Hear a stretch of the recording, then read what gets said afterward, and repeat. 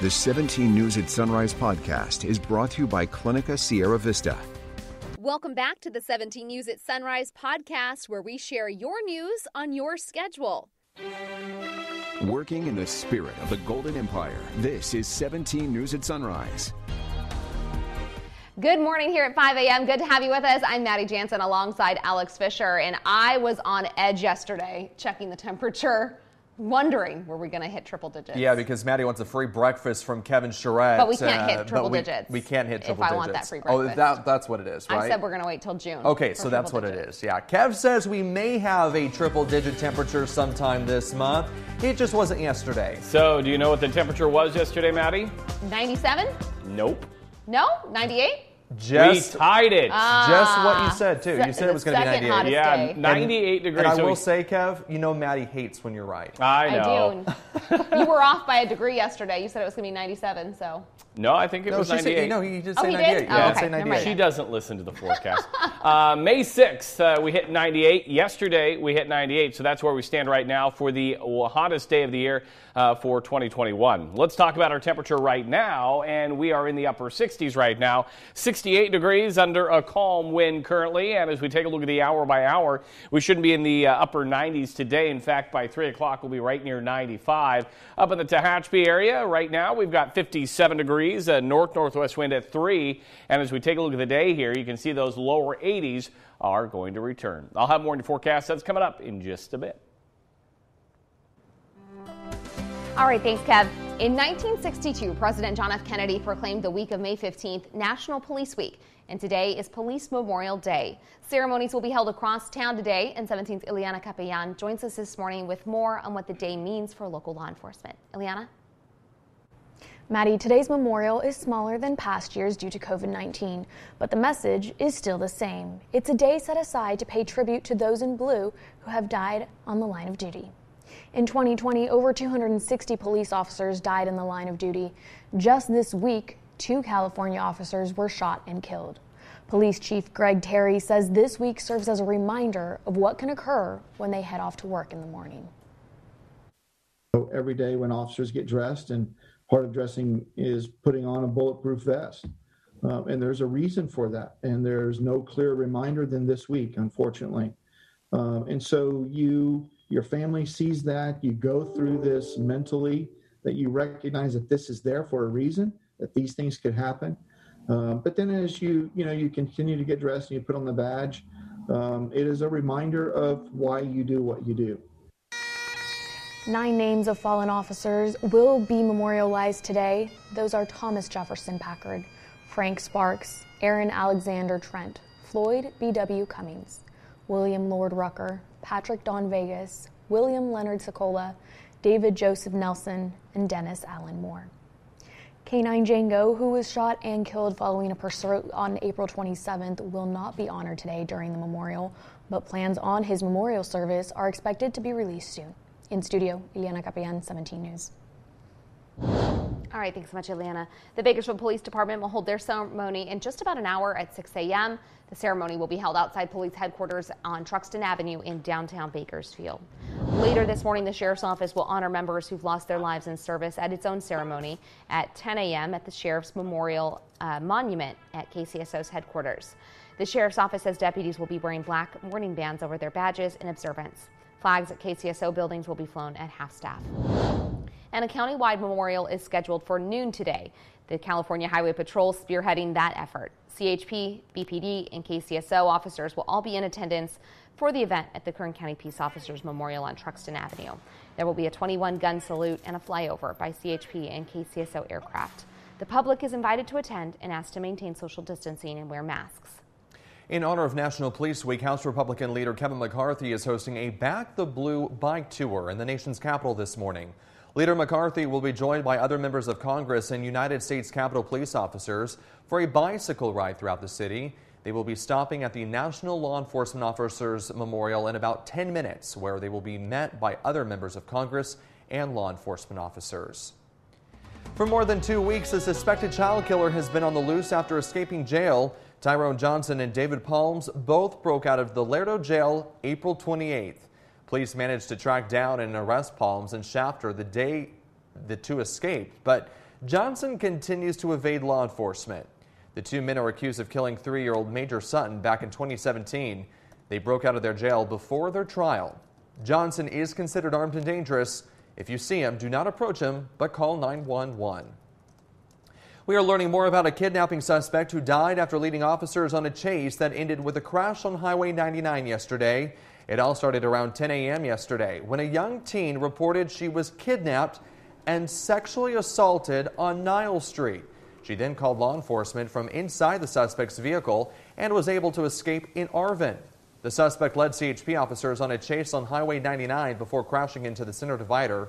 When he refused to get out, BPD was called to assist.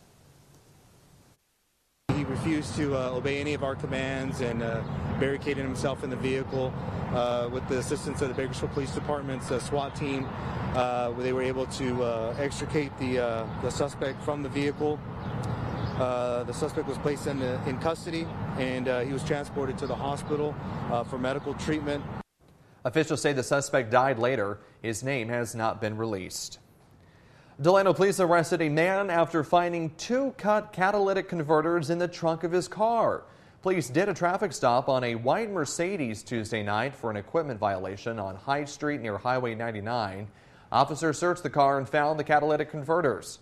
Police say 26-year-old Shiloh Huerta had active felony and misdemeanor arrest warrants. Huerta was held without bail on the warrants and on suspicion of possession of stolen property.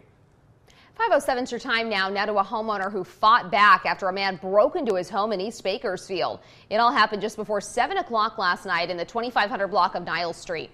According to the sheriff's office, the suspect forced his way into the home where he was confronted by the homeowner, who then stabbed the intruder with a large knife. The suspect, a man in his 40s, was taken to the hospital. His injury described as serious. The homeowner was not hurt. Meantime, highway patrols investigating a crash between a pickup and a parked semi-truck. It happened just before 8 o'clock last night on South Union Avenue near South Chester. CHP says it took rescue crews about an hour to free the driver of the pickup, who was pinned in the cab. He was taken to the hospital with moderate injuries. CHP is investigating whether drugs or alcohol were involved. Bakersfield police are asking for your help finding 2 missing sisters. According to police, 14-year-old Darlene Flores and 16-year-old Stacy Flores were last seen on Sunday in the area of Pacheco Road and South Union Avenue. Police say the 2 are considered at risk because they have no history of running away. If you've seen either of these teens, call police at 327-7111. Looking ahead to next week as golfers prepare to hit the links for a good cause. Monday is the annual Donna Carpenter Memorial Golf Classic, put on by the Kern County Taxpayers Association. Registration and lunch is at 11 a.m. at the Bakersfield Country Club, followed by the shotgun start and scramble format at noon. All proceeds from the tournament are used to fund taxpayer research and education. We have more information on our website, kget.com. The Dolores Huerta Foundation is handing out food to those in need across 3 Central Valley counties. This Saturday, the foundation will distribute 92 pallets of non-perishable food to food banks in Kern, Fresno, and Tulare. In a release, the foundation says they've seen struggle to keep food on the table, especially during the pandemic. Local food distribution will be held at 3 p.m. this Saturday at 3 locations in Kern: the Arvin Veterans Hall, at Pioneer Park, and 7101 California City Boulevard. Clinica Sierra Vista is now offering rapid COVID-19 testing and COVID-19 vaccinations. Call 833-278-4584 to make your appointment. But don't delay. Clinica Sierra Vista, putting patients first. Welcome back here at 519. In Washington, there's a lot of talk of bipartisanship, even as Republicans and Democrats remain far apart on what should be included in a bill to upgrade the nation's infrastructure. NBC's Chris Pallone has the latest on the negotiations. Alex, Maddie, good morning to you. 6 Republican senators are heading to the White House today to meet with the president as the administration and congressional leaders try to hammer out a deal on infrastructure. What we're going to talk about today is Democrats and Republicans saying all the right things while negotiating a bill to upgrade the nation's infrastructure. I want to get a bipartisan deal on as much as we can get a bipartisan deal on. But the two sides still appear to be far apart in both the scope of a potential bill and how it will be paid for. We're not interested in reopening the 2017 tax bill. We both made that clear to the president. That's our red line. Republicans meeting with the president Wednesday, sounding the alarm about rising consumer prices. Those numbers we heard today on inflation, that should terrify every American. The White House backs a $2.3 trillion plan, which includes money not only for roads and bridges, but also to care for the elderly and disabled. Republicans want a smaller bill, about a quarter of the size. The president appears ready to use the budget reconciliation process to get his entire infrastructure agenda passed without Republican support if he has to. I want to know what can we agree on? And let's see if we can get an agreement, kickstart this, and then fight over what's left. President Biden betting on the Democrats, and that if it comes down to it, he can win an infrastructure bill battle along party lines. Get some people's word. Despite Republicans' red line, President Biden insists that couples making less than $400,000 a year will not pay more in taxes to fund his agenda. In Washington, Chris Pallone, 17 News.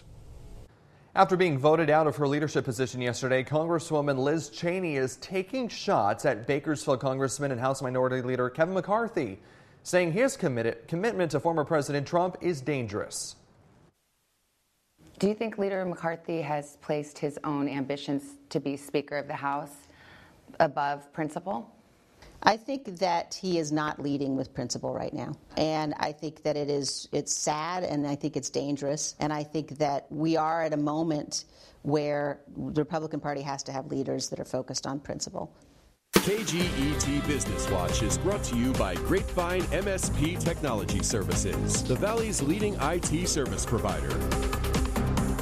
Welcome back here at 524 in your Business Watch. Baba Hot Chicken is opening its first Bakersfield location later this month. The restaurant announced it's holding a grand opening on May 22nd at 11 a.m. at its location on California Avenue near Aldi's Supermarket. They say the first 100 customers will receive free sandwiches. A sign on the new Bakersfield storefront says they're hiring for positions, and it opened its first location in Riverside and has since opened more locations in Costa Mesa and San Diego. Several local breweries are teaming up to offer rewards and discounts for those willing to brave the brewery trail. Visit Bakersfield launched the brewery trail, bringing together the second phase, Crusader, Great Change, Lengthwise, and Tembler brewing companies. To sign up, just head to experience.visitbakersfield.com to get your free trail pass and follow the instructions. Yeah, we got a lot of great breweries across Kern County, especially here in Bakersfield. That'd be neat to check out and do. Well, are lab-grown diamonds forever? More companies and consumers say so, but how do they compare to natural precious stones? Liz McLaughlin explains.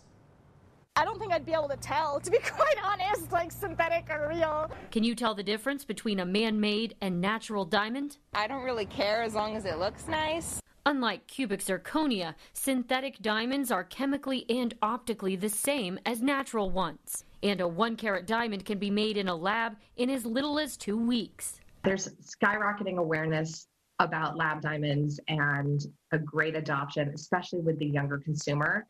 Beth Gerstein of jewelry company Brilliant Earth says lab-grown gems are gaining acceptance. They are beautiful and unique. They're virtually indistinguishable from natural diamonds.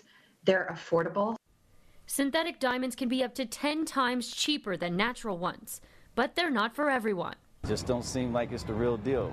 Others, including Muhammad Ali's daughter Kalia, are drawn to the eco-friendly benefits of man-made gems.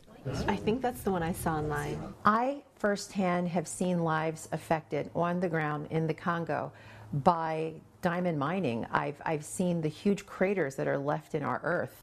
She's partnered with organizations to help mining communities and applauds the recent decision by Pandora, the world's largest jewelry retailer, to start selling only synthetic diamonds. I think it's significant. It's sending a signal to the world that there are other options out there. The first major retailer to turn its back on mined diamonds. And modern technology has found another way. Pandora now hoping consumers will do the same and take a shine to lab-made alternatives. Liz McLaughlin, NBC News.